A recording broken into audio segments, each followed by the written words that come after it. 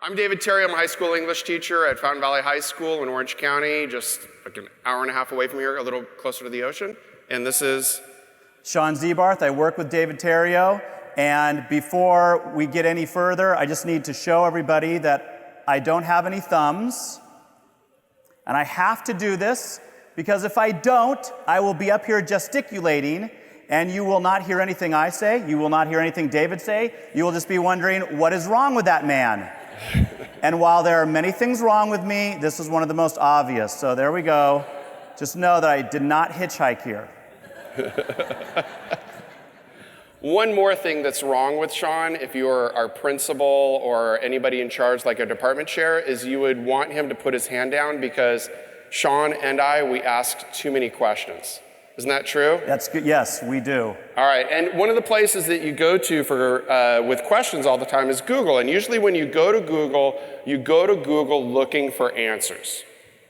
And in fact, we know the word Google, it means to look, to search, to do a web answers. search. Absolutely, right. It's a proprietary eponym, David, like Kleenex and Xerox, right? If you have a question, Google it. Sean's the smart one. I'm the good-looking one. All right, anyway. So even Larry Page once described the perfect search engine as something that understands exactly what you mean and gives you back exactly what you want. That's pretty awesome, dude. Yeah. That doesn't happen at Bing. We did see the Bing car coming in. We did. We saw the Bing car. We did see the Bing car. We kind of shook our heads. But you know what's interesting? Google did not start off as a answer company. That's what we go to them for. We go to Google for answers, but they did not start off as an answer company. They started off with a question. This was their thesis at Stanford. Yeah, absolutely, right? The owner, what are their names? Sergey Brin and that other guy, Yeah. Larry Page, yeah. Couple guys. Right, couple They're at guys, Stanford. right? Just two college students, right? Just looking for answers, but they started with the answer company started with a question. With a question, that's right. And you could even say in the paper, it says this paper addresses this question of how to build a practical large-scale system which can exploit the additional information present in hypertext. And that's both their names right there. Yeah, that sounds exciting. I know, it is exciting. So here's the deal. While the solution is desired, the question is required. I'm going to stay here for 1 sec while you tweet that out. Yeah, David's very proud of that line. It's in the Old Testament, Terrio chapter 11, verse 19. Yes, absolutely. And speaking of Old Testament, it kind of reminds me of my days at Modern Day High School, reading the Old Testament. And while we were both in high school, we were a little bit different kids because we were both... Well, we like punk rock. We grew up in Orange County. That's where a lot of punk rock stuff happened. And for all these punk rock kids, for these people who they were disaffected with their lives, and for them, their questions were essential. It wasn't just required, their questions were essential. And it helped create who they were. And they questioned authority. They questioned the status quo. They questioned, why are we so bored in Orange County? Why do both our parents work? Why are we stuck in this school? And so as they explored those questions, they became the Dead Kennedys. Now, very similar, this was back in the 70s. Well, 200 years... Wait. 1970s? 1970s, David. Okay, all right. 1970s. Okay. 200 years earlier, there were a bunch of punks that had same questions. They questioned authority. Why are they taxing us? Why don't we have representation? And so these questions, they drive democracy, right? Our questions are questioning the way things work, why we do things in a particular way. It drives democracy. So you're saying Google started with a question and America started with a question? I think so, David. All right, nice. I'm going on. Now, a part of that punk rock scene were these skateboarders. This is Tony Alva, kind of the grandfather of modern skateboarding. He actually liked Ben Franklin's haircut, as you could see. So 200 years later, the haircuts, they all come back. So these skateboarding started, or the modern day skateboarding started in Venice, California. There were a bunch of surfer kids, and they had this driving question, which was, where do we surf when there are no waves?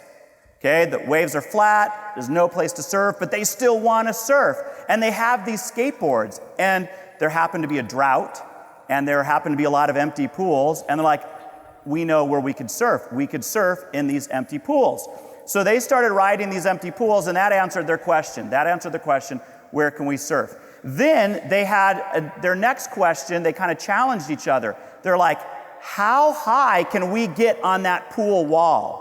How high can we go? And they would take turns, and they'd hit the tile, and you'd hear the click, click, click, click, click on the tile, and they'd get all excited. Can we go higher? Yeah, we could go higher. And then they'd hit the coping, and they'd go bump, bump, and they'd grind on the coping. They were all excited. And then it's like, wait, can we go higher than the coping? And then Tony Alva, one of the first ones to actually leave the pool, because he had that question, how high can I go? Was that his moonshot idea?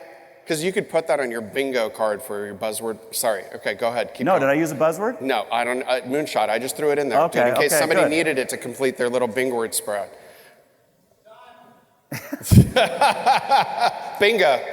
So, I used some of these same questions to start my career. My career started, I was in the music industry for years. Teaching is my second career, and my career in the music industry started with a question from my father. I happened to be on a radio show. They were asking me, I was interviewed on this morning show about my student newspaper, because there was some controversy at school. So I called my dad. I'm like, whoa, Dad, hey, I was on the radio, and it was pretty fun. And he's like, Sean, why don't you start your own radio show?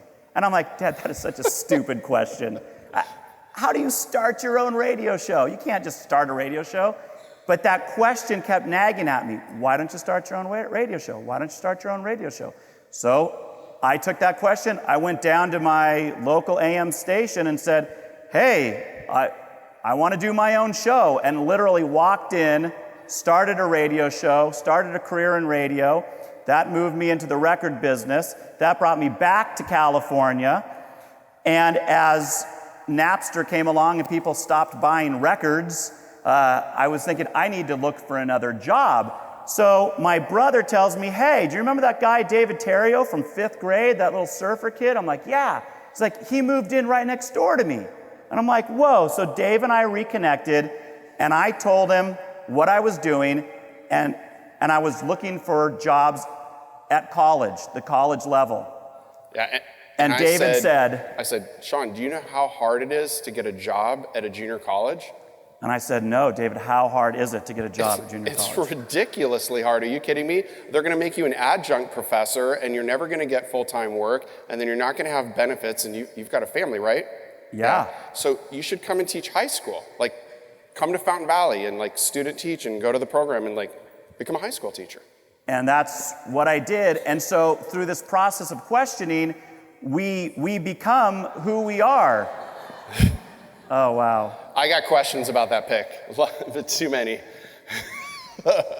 So our argument here today is that we need to give students that space to ask their own questions. We need to give them that power to ask their own questions and have some space for it. And not just our students, but there's people, how many of you in here are like TOSAs or work for a district or anything else like that? So we're not just talking about students here today, we're gonna talk about how can you give teachers spaces for questions and how can you give district personnel, like everybody, we need spaces for questions. More questions, David. Absolutely, and what's interesting, the questions always happen when you see something. So I would always watch my peers doing Socratic seminars. They would always brag about how awesome they were. And usually they would hold them around like a pole, like the Festivus tree, right? It's very awkward. It's kind of interesting.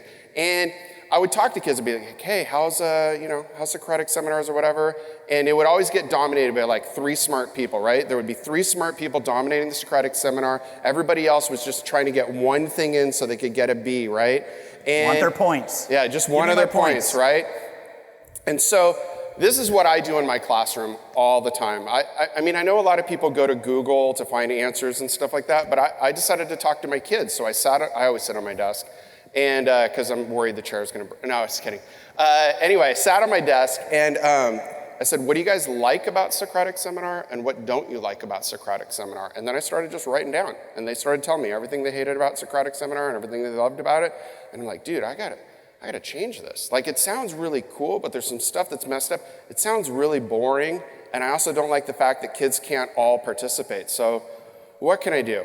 Well, I started thinking about WWF, because when I was a kid, it was still WWF, and I was really a big fan of the wrestling. King Kong Bundy was my favorite, because they always asked for the 5 count. Do you guys, raise your hand if you remember King Kong Bundy. All right, yeah, he's the best, dude. I like the 4 count, David. So I know, I'm sorry. I didn't back the bunny. I don't think there was, maybe Ricky the Dragon did a 4 count. So I was like, dude, what happens if I had an activity in class that looked like a battle royale? I'm gonna do it. So I created this thing that I call the brawl, battle royale, all will learn. Yep, and it's a competitive Socratic seminar. And it was really cool. Like, I put it in plan, and the kids all started kind of busting out and getting involved, and I'd never seen them like work so hard. And I'm going to explain to you kind of what happens in the brawl here real quick.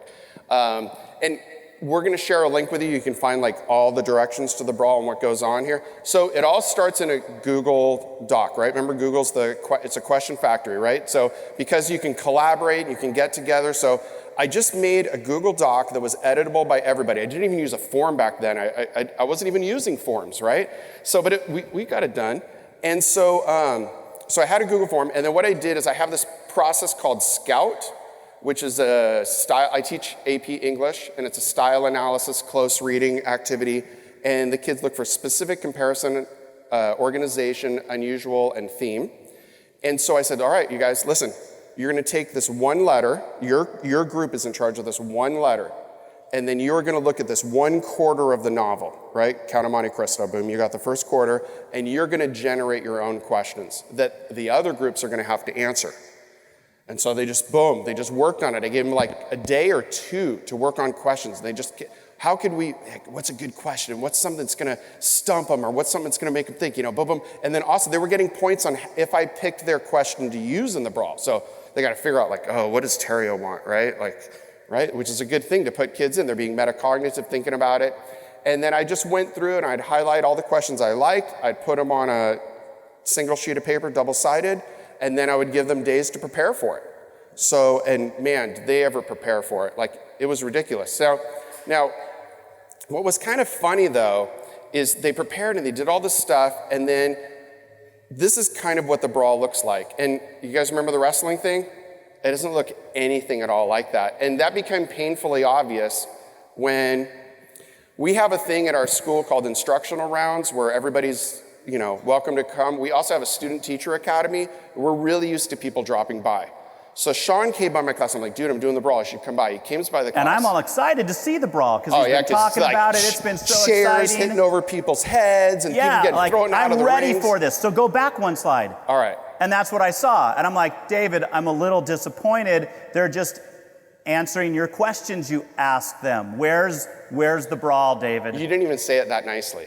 Okay, well, but we're in public now. Yeah. So I was like, dude, what you don't get, it's all the preparation. It's all the stuff that goes on before the brawl that's them battling with their thoughts and their questions and the material. Like, that's where the battling is going on.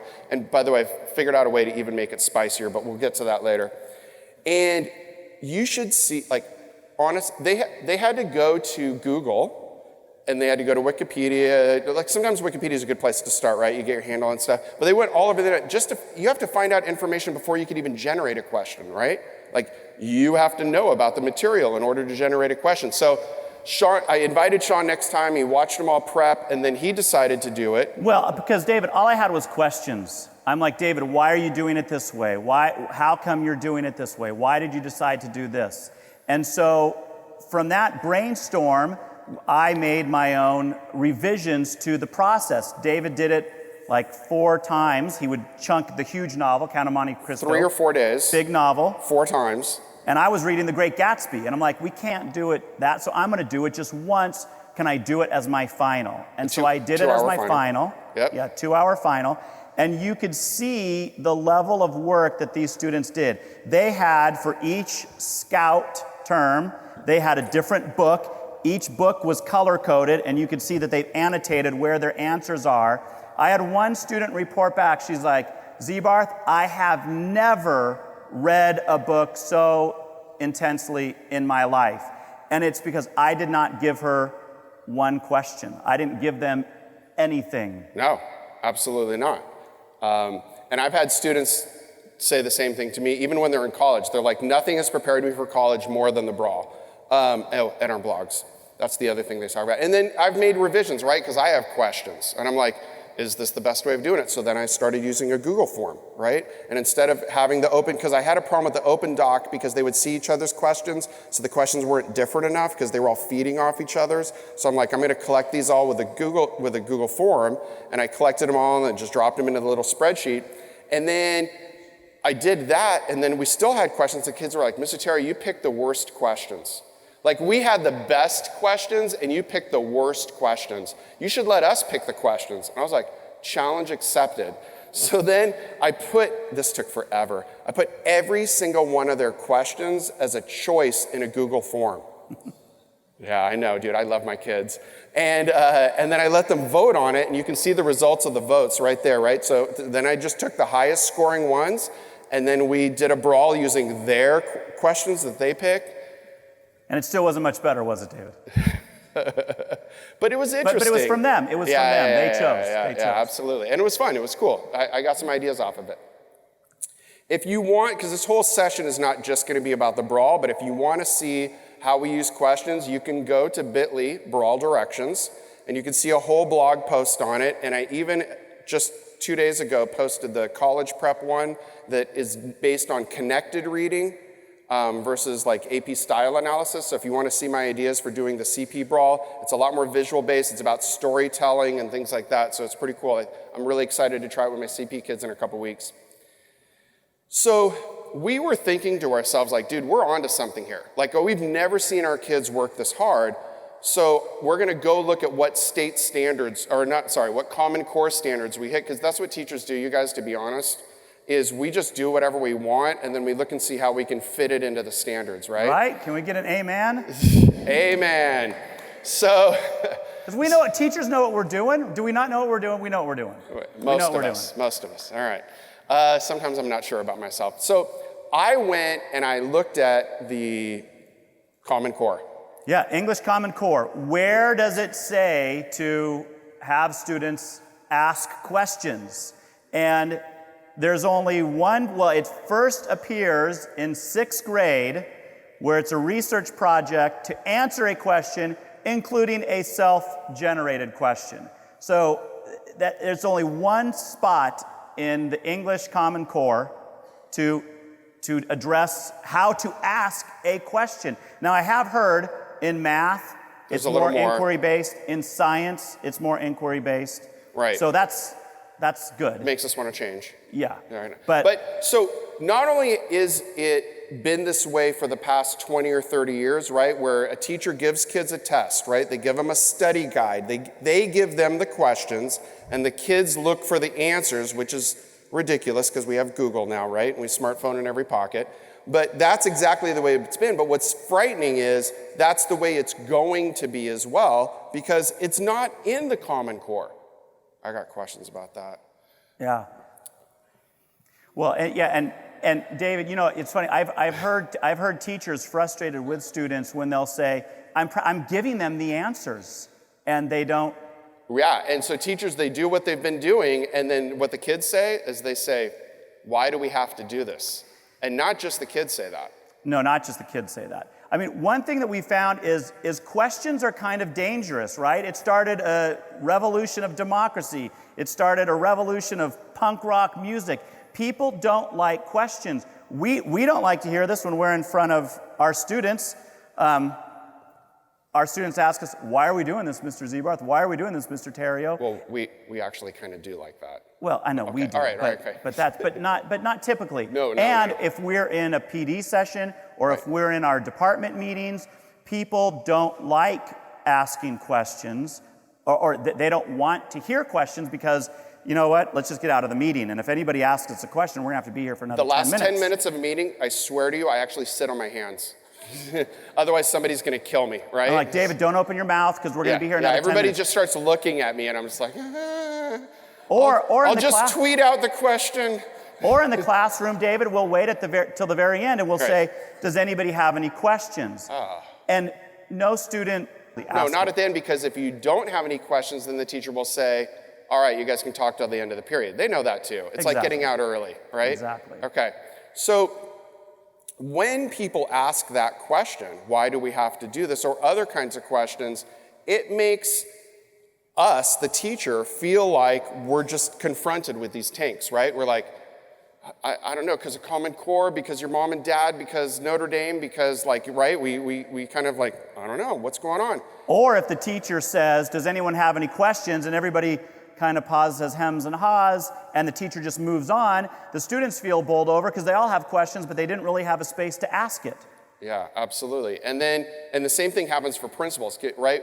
When you're a principal or you're an instructional technologist and somebody says, why do we have to do this? Why do we have to change? You're that guy. You feel like that guy. You do feel like that guy. Questions are not dangerous, and questions help build relationships. They help build community. So, and this is our call to allow more spaces on our campuses for questions. Here's one example. This is a student, Amberly Nguyen. She was a junior. She had a question about a club she was in, the California Scholarship Federation.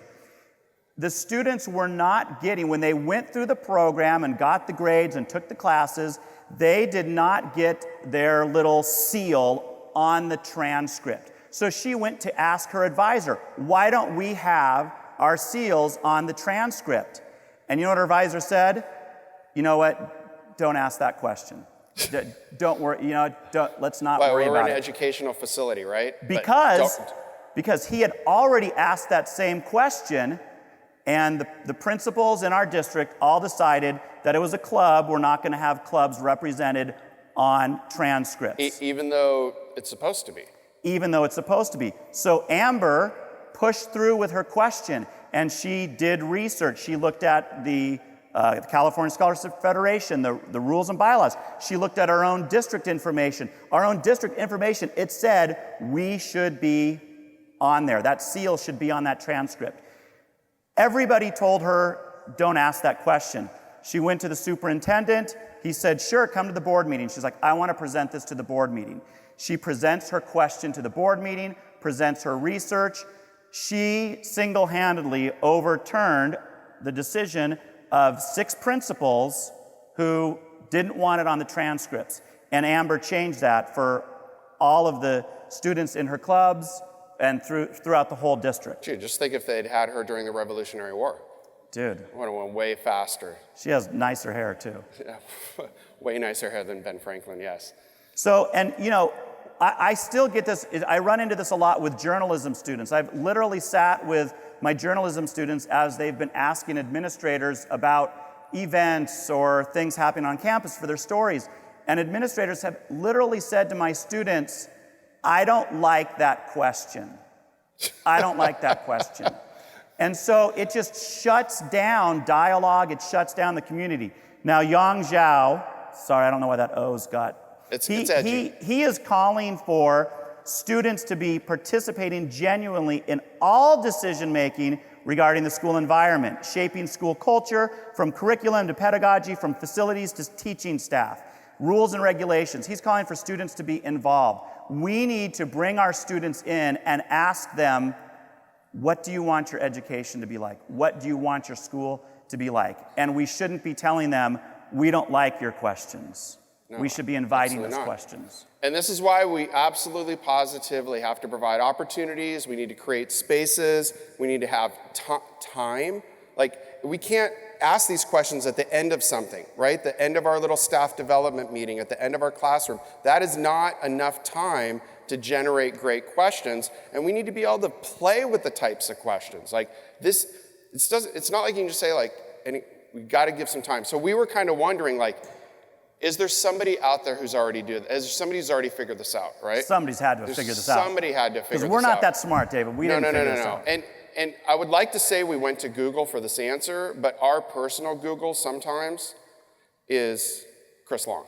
Yeah, Chris Long, he's our ed tech TOSA for the district. He went out to a conference in Boston and he met Dan Rothstein, who wrote the book. Yeah, that we're going to show. Just make one change, make just one change, and he developed this question formulation technique. And when Dan did this, he didn't even have schools in mind. So one of the things that they were kind of looking at, he's a Harvard researcher, is levels of care in hospitals were different depending on how much money you had and whether you were a native citizen or whether you were a recent immigrant. And they were like, why is that? Like, why do people who speak English well, why do people who have more money, why do they get a different quality of care than the other people? That was a good question, by the way. And so they did all this research and they found out it was because the other people didn't know how to ask questions, right? Or they were scared to ask questions. And so because they didn't ask questions, they had no space to ask questions, they didn't feel like they were part of the process. And people they just kind of did whatever they wanted to because nobody was saying, why should my dad have to take this? Is 2 okay? Is 1 okay? They didn't know. So they decided to put together this question formulaic thing. And Chris actually did it at the district. Yeah, he brought for it our back. Whole school. He brought it back to this year, our opening professional development. He walked us through this question formulation technique, and everybody went back excited because it was one of the best PD sessions we'd ever had because we all learned and something. I can count the number of great PD sessions on your hand. Oh, ouch, David. And it was so good, like the second he said, okay, so here's the way it kind of starts, and we'll talk a little bit more about it. There's a question focus. Write as many questions as you can for a certain amount of time. 5 minutes, 10 minutes, 15. And don't even think about it. Just write. Just go, go, go, go, go. And what did that do to me, Sean? Well, David, it actually shut David up. And David doesn't shut up very often because he always has too many questions and he's always gets excited. It was like a shot of Ritalin. It just calmed David down that somebody could just say, David, just start writing questions. What questions do you have, David? And I caught this because it was like a miracle. Like David's actually focused. I mean, look at him. He's got his brow is furrowed. He's not, floating around the room like a butterfly. And that's why I said Chris is ruling it, because he got David Terrio to be quiet. And so we want to do this same. I mean, we're going to teach you how to do this because it's easy, it's fast, and it's amazingly effective. And I got to tell you, it wasn't just that one time. So like Sean said, everybody went back to their class and just tried it immediately. Like everybody was like, oh, I did the question formulaic technique for this. Oh, I did the question formulaic technique for that. And then we liked it so much, we actually did it. We had, at the end of January, you have the other staff development day. We did it we got all the English teachers together. And I can't remember, did we put the question down here? No, but it was students are looking at Spark Notes. Yeah, right? yeah. Like that. Students are looking at Spark Notes, and then you can imagine English teachers, right? That's like taking a hot poker and just shoving it, And I was like, Spark Notes, And so, but it was great. We just started throwing questions down, and the conversation, and then we'll talk about the thing. But afterward, the conversations. We don't do this in PD. We don't sit in a circle and talk about because then it started getting into what happens in our classrooms and why does that happen in our classrooms and, what can we do about this? And it wasn't, none of this was judgmental towards kids. There wasn't a single moment where people went, oh, they Spark Note because they're lazy. Oh, they Spark Note because, whatever. It was amazing conversations because it started with questions that invite dialogue. Okay, so what we want to do, and we'll post this up again here, but we'd love for you to have a piece of paper or a device out or something, and if you want to use Twitter to hashtag the questions, you can, or if you want to, wherever you want to put them, that's fine. But this is going to be our question focus in this room right here. Students aren't asking questions. Now, there's a couple ground rules to the question formulaic technique. You want to talk about it? Oh, yeah. So what we're going to do is you're going to just ask as many questions as you can. If you want to do this with a neighbor, that would be awesome. Pen or paper. So we're going to give you, we do 5 minutes? At least 3. Okay, not 3 4. minutes. 3 minutes. 3 minutes. We'll do 3 minutes. So you're going to write down as many questions as you can based on that topic. Students aren't asking questions because you may have that in your room, right? Why don't students ask more questions? Why, when we're having a discussion, why are they quiet? So you're just going to ask as many questions, and you're not going to stop to discuss the questions. You're not going to judge the questions. You're just going to write questions, and you're going to write it as exactly as it's stated. And if somebody just says a statement, just say, hey, can you change that into a question? And you change it into a question. And we're going to be doing something with this as a whole audience. So, and you'll see the power of it if you got to do it. All right, you got to do ready? it. So everybody ready? Everybody ready? You're going to write questions down. So on your device. Okay, and the question is, or the question focuses. It's not a question. You're coming up with the question. Students aren't asking questions. Go.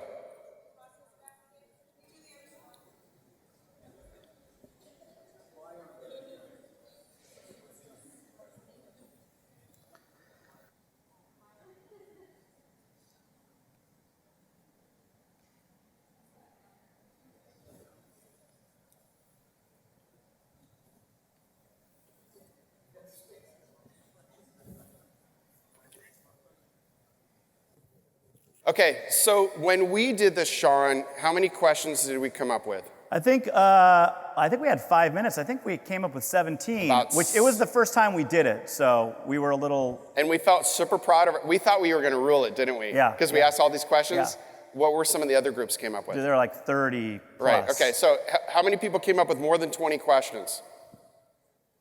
Okay, 15? 10. All right, in 3 minutes, dude, that's awesome, right? Okay, now, one of the things we do for the next steps is you write down all the questions, and then you can change some of the questions from open to close-ended, and we talk about that, like why would you want a close-ended question? Because you can test it, right? And why would you want an open-ended question? Because it can deal with like gray areas and lead to bigger things and stuff like that. So you kind of move those around. And we're actually skipping that process. So you would take some time to explain, right, especially depending on what level, like what an open-ended question is. Yeah. So you give them time to do that. We're not going to do that here. But then eventually we get down to each student chooses the questions that interest them the most. So if you're looking at your questions and you just pick 3 questions that you are interested in exploring and learning about. Can I just hear a couple of them? Yeah, well, yeah. Vicky, what's one of your questions? Do students not feel safe in the classroom? That's a great question to ask as a teacher. Dan?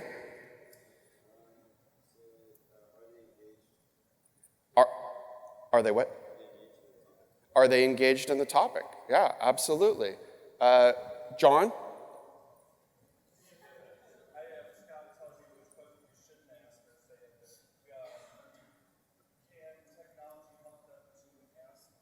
Can tech help them to ask questions? Yeah? What does the teacher say when they want students to ask questions? Oh, God. Did you guys hear that? What does the teacher say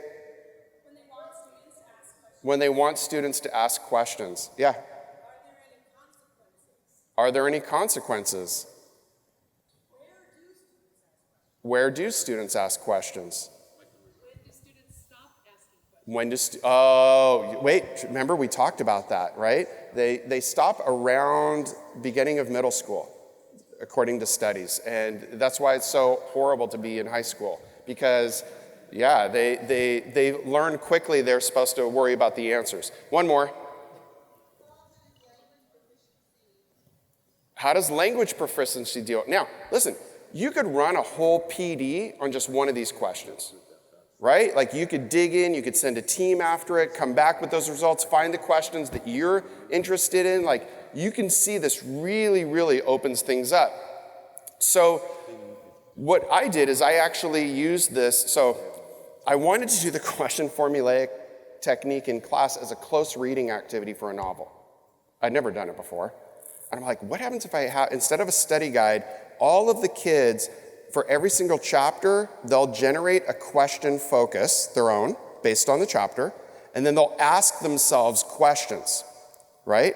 And one of the reasons I did this is because I did not have enough time to come up with question focuses for every single chapter. I'm like, dude, I'll just make them do it, right? And so they did it. So they had to come up with their own question focus, and they came up with their own questions, and then they picked one that they wanted to answer, and then they wrote a blog post or made a painting and then wrote about that. Like they answered that essential question from the one essential question from the novel that just haunted them. But David, one thing we should mention is, because one of the first questions you may have about this is, what do they do with the question? And so the answer is you put it right back on the students and say, what do you want to do with the question? And you let them own that question.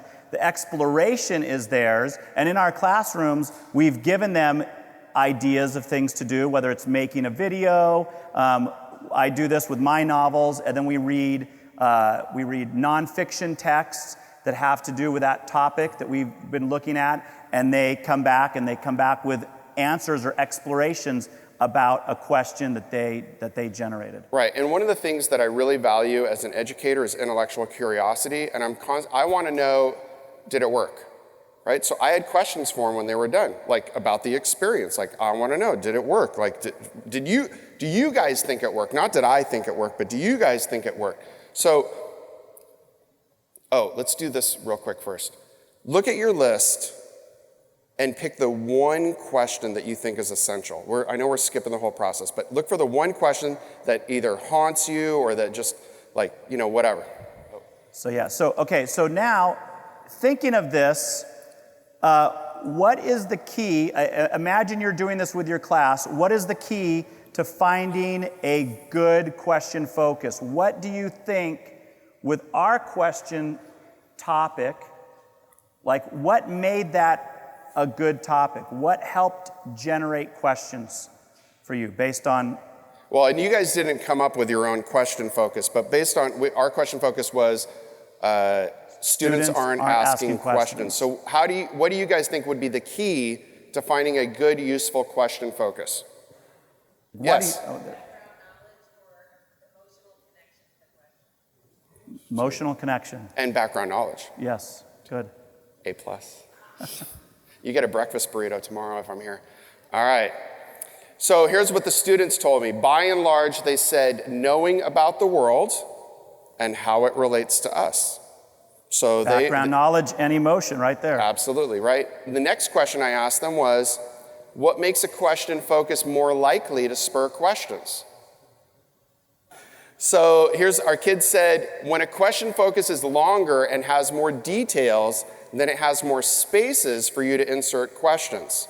Find a deep topic, one that deals with the gray areas of life. Here's the next one. How can you know a question is an essential question? So when you guys looked at your questions, what allowed you to pick what's an essential question? We had some of the responses were, because remember, I got responses from like 100 and something kids. So, but the one that came up the most was when the question has been haunting you, right? When it's something that, like, one girl even said, when you can't live without knowing the answer, right? Do you love me? That's an essential question, right? Do you love me? Will you be my wife? No. I still love you, dude. All right. We're both married, David. I know. We're good. Sorry, damn. All right. Here's the next one. What did you like about creating your own questions? What did you guys like about creating your own questions? We always talk about engagement, right? Can you imagine if everybody in your professional development spaces, at your school, your teachers, they wanted to find the answers, and it's because they generated the questions.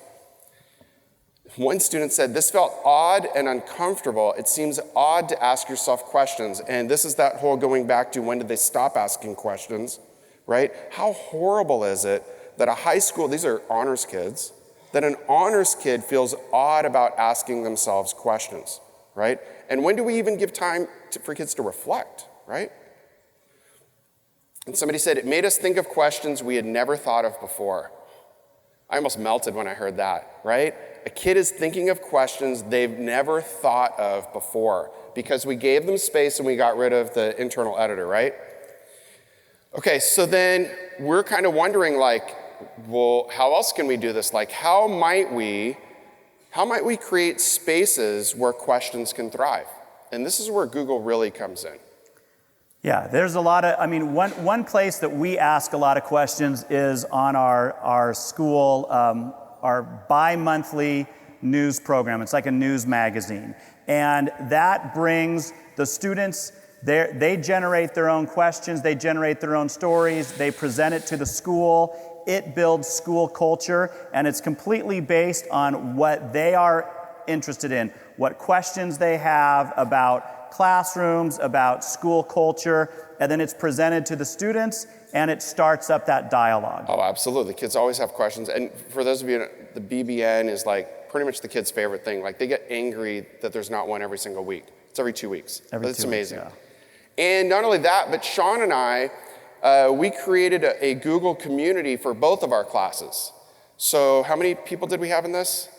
There was 5 classes in there. Of mine.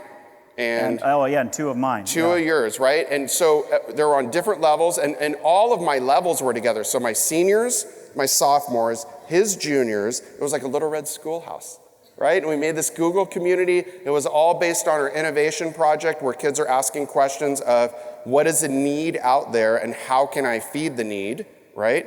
And it was such a cool space that Google provided for us. Like, I really love Google communities, especially for students. It's very visual. They can put comments underneath. They can plus ideas. Things kind of float to the top. You can pin ideas. It's a really amazing community, and it's free. It's super free, easy to use, right? Yeah. And not only that, but I love how Google Docs allow me to ask questions in interesting ways. So one of my favorite tricks that I do is I like tweeting out a lot, if you know, and I tweet out really late at night, by the way. If you're bored and you can't sleep, I'm tweeting at like midnight. I know, don't. How many hours did I sleep last night? Not enough. I'm afraid to drive home tonight, Like David. 2, right? Yeah. Okay, I know. So anyway, what I do is I'll tweet out a link to a Google Doc where I can ask a question and then allow people to respond in the Google Doc, right? So they're not limited to 140 characters, and I love it. And this is when I even retweeted, but the first time I got it, you could see how many people are in there, right? And I get it. It's a space for me to ask questions, for other people to ask questions, for us to work on something together, and it's like unbelievable. And instead of me just being limited to my own school, sharing the Google Doc, right? I literally can share this out to the whole world. And I have people who, because I'm up at like midnight, so that means the people in Australia are up and the people in England are up, right? And if I hashtag it UK EdChat and NZ EdChat, I get those teachers sucked in to the document, and we're all talking, and it's like But then they meet us together at Q, David. I know. That's the best part. And they get a bear hug. So what really goes on when we start opening up spaces for questions? What's the real deal why we want to do it? Well, one of the reasons, David, is to empower students, right? It gives students, it really helps them direct their own learning. It gets them excited about their learning. This student of ours, Kat Fan, she actually was doing PD at the district based on some of her findings through her questions. So, and she was up there training teachers, and that changed her outlook. She was amazed that she had the opportunity to do that. And it started as a question. We were like, what if students do PD, right? And it was amazing. It was and people said her session, we also did this one micro one where we had, everyone just did 10-minute sessions in a big hallway in a room, and you went from boom, boom, boom, and there was a student session on cheating. Oh my gosh, that room was completely filled. Imagine getting to talk to kids about how they feel about cheating, how they get away with it, and why they cheat. Hearing it right from the kids, it was awesome, right? It was really cool. Yeah, but ultimately, David, it helps build community, right? I mean, when we give our students spaces to learn, it helps build our relationship with that student, Kat. She felt it was a co-learning relationship. And even more than that, like we do this to build community and to build our family. When I pick up my kids at the end of the day, one of my first questions, I ask them, hey, how was your day? And a lot of times, we talk about, it's not necessary, we of course want to hear about their day, but it's not really one particular answer that we're looking for. We're looking for a way to connect, for a way to kind of find things that we have in common. And even if your kid, because I have an 8th grade boy, you know how taciturn those are, right? Stoic is the word we use, not grumpy. Even if he doesn't want to answer the question, the fact that the question was asked lets him know that I care, right? I care about my son because I ask him questions. And that's that first step in engagement. Yeah, and ultimately we want to make our classes that inviting space. Dave, you go to the next slide. We want it to make it feel like a family, that we're there, that it's safe to ask questions, that questions are celebrated, and that we give students the space to learn and explore and be in a safe place to do that. And us kind of get out of the way and for us to just listen. And we had a hashtag right at the beginning, which was Q questions. Q questions. Hopefully you guys asked questions using the hashtag. We don't have to sit here and go, any questions, because remember, we all know how that feels, although this is a safe space for us to do that. But Sean and I are really good about getting back to people, so if you need notifications or get back to us or anything else like that, well, if you have any questions about any of this, let us know. But does anybody else have anything that they do in class that they think really helps students ask questions, or teachers in their PD spaces ask questions besides some of these things we talked about today? Yes? Underplan the time. Oh, I love you. You guys hear that? Underplan the time so there's some white space, right? We need, yeah, it always gets filled. That's fantastic. Yes? Okay, so for those of you in the back who couldn't hear, kids, if they don't get their questions answered, they don't have time in class, they put them on a Post-it, they put it in the back of the room, and it's going to get addressed at some point. So their questions are valued even if they can't fit them within the time of the class. And it's anonymous. So you don't have to feel like that was a stupid question, right? Okay. And one of the other things I actually showed at my punk rock DIY session, Scott Bedley. Scott's back there. No, he left. He ditched, dude. He was over it. All right, I know. He has his kids ask their own math questions, which I think is really powerful. Like, I went and visited his classroom and watched him teach his fourth grade, fifth grade? Fifth? His fifth graders, and there's whiteboards literally around. He's even built little tiny whiteboards, and he uses even the glass in his room as a whiteboard by putting paper behind it. And the kids, he puts up almost like a question focus. And then the kids are to come up with their own math question based on whether it's division or whatever. And then so they've made the questions, and the buy-in is unbelievable, right? And they asked questions about if 15 Star Wars guys, or if 32 brownies, or if right? They're all into it, and then they switch, and other people answer the questions, and they talk about which questions were really good and why, and it's really powerful to watch. So we're asking you to find ways. You can use the question and formulaic technique. If you find some other ones, send them to us, because we're really hot on questions, right? Super hot. Super hot. So send them to us, please. Yes, Irby. No, you do not have to be a teacher to get access to the Bitly Question Factory. It should open. One thing I want to encourage everybody to do is that question that you had, keep exploring that, keep using that, our Q question hashtag. But that question is yours, and it's up to you how to answer it and how to explore that, and then share what you find with others. David, I think we're done. That was an hour. Thank you so much for coming out. Enjoy the rest of Q. We fixed it. It should open now, hopefully. Yeah, I see people jumping into it right now. Thank you.